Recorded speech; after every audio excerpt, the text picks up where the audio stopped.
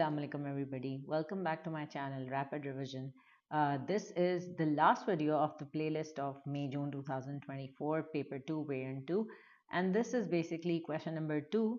This question is based on manufacturing, and I have also told you guys already that manufacturing is one of the often repeated questions in the past papers.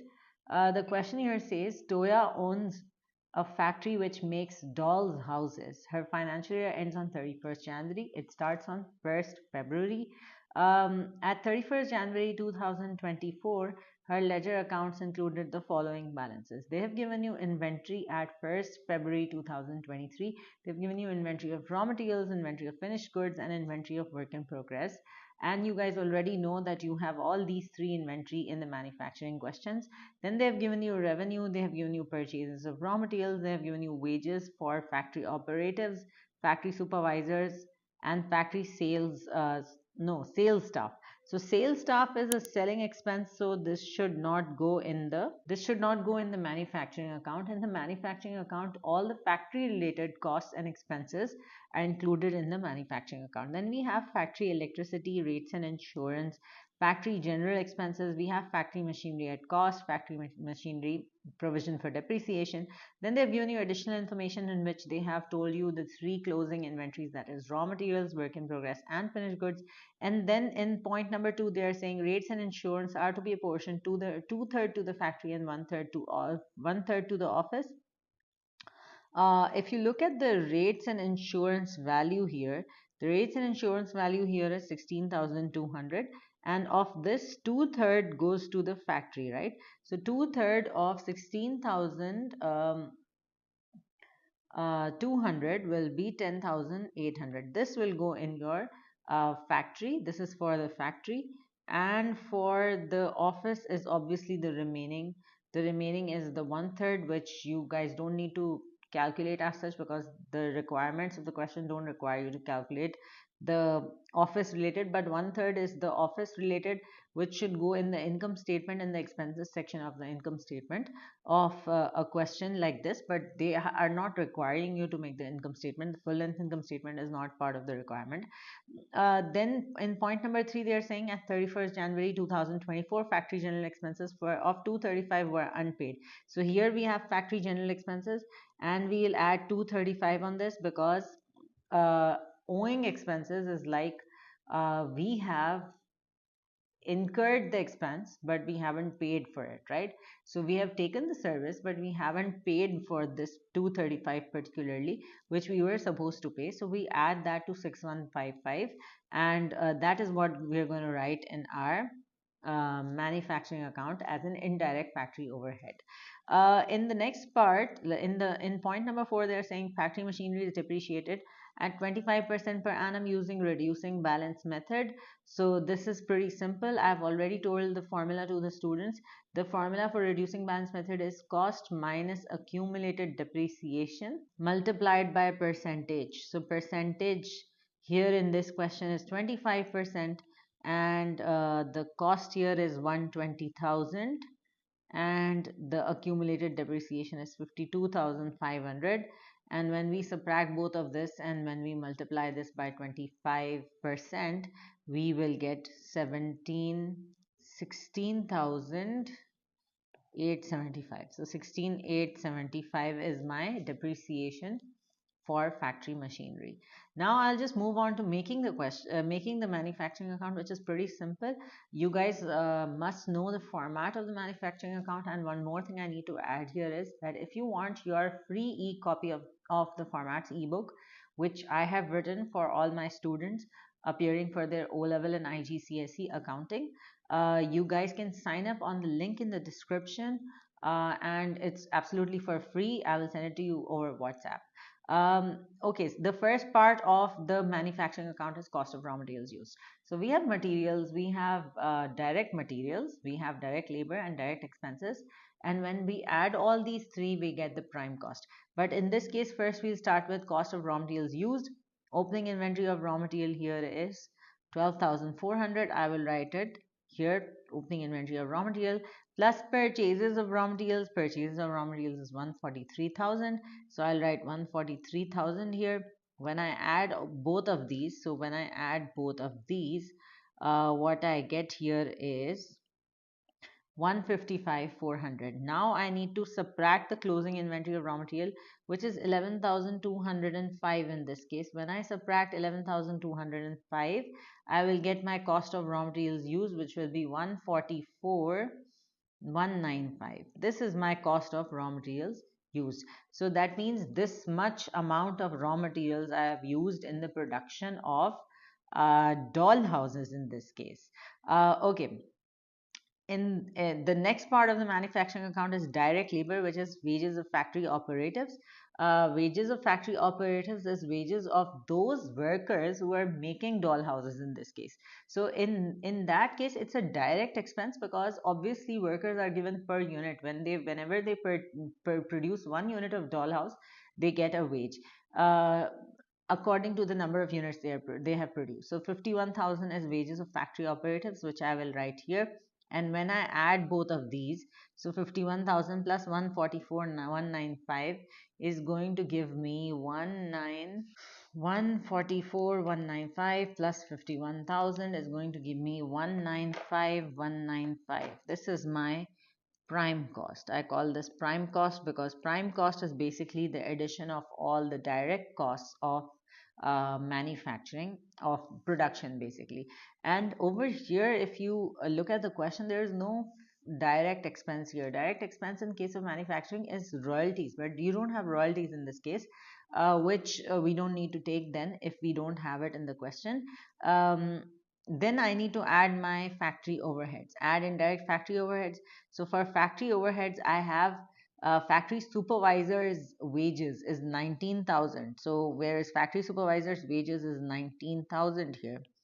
And rates and insurance, like I calculated rates and insurance was this thing, 2/3 of 16,200, which will be 10,800. I'll simply write here 10,800. Then I have factory general expenses 6155 plus 235. So I'll write here 6155 plus 235. So 6155 plus 235 is going to be 6390. Depreciation of factory machinery, I've calculated 16,875. I'll write here 16,875. Factory electricity is 16,000. I'll write here 16,000 as factory electricity. When I'll add all these indirect factory overheads, I'll get 69,065, which is my total indirect factory overheads. When I add 195 plus 69,065, it's going to give me, okay, 195 plus 69,065 is going to give me 264,260. And then I'm going to add my opening work in progress. The opening work in progress here is 16,970. So I will add here 16,970. And then I'm going to subtract my closing work in progress, which is 17,682. I'm going to subtract from here 17,682, and then I'm going to get my cost of production, which in this case will be 263,548. Yes, that is my cost of production. And then in the next part, they're saying prepare the income statement, only the trading section. The trading section is still the gross profit. I've told you guys already. You need to prepare it for the for Toya's. Basically, it's Toya's income statement, and only the trading section for the year ended 31st January 2024. You will start with revenue. Here, revenue in this case is 390,100. So I'll write here 390,100. And then less cost of sales, we have opening inventory of finished goods. Opening inventory of finished goods here is 14,825, which I'll write here 14,825. Add cost of production. Cost of production in this case is 263,548, which I'll add here 263,548. So 14,825 plus 263,548 will give me 278,373. This is my this is the addition of 14,825 plus 263,548. Then I will subtract my closing inventory of finished goods. Closing inventory of finished goods in this case is 13,480, which I'm going to subtract from here, 13,480. And then when I subtract this, I will get my cost of sales. Cost of sales in this case will be 278,373 minus 13,480 will give me 264,893. This is going to be my cost of sales. When I subtract my cost of sales from my revenue, so 390,100 minus, so I'll get 125,207 as my gross profit. So this is going to be my gross profit. Okay, in the next part they are saying the factory produces the factory produced 6936 doll houses during the year ended 31st January 2024. Calculate the manufacturing cost of each doll's house. Round up your answer to the nearest dollar. So if you look at the total cost of production, which is 263,548, this is my total cost of producing all the doll houses.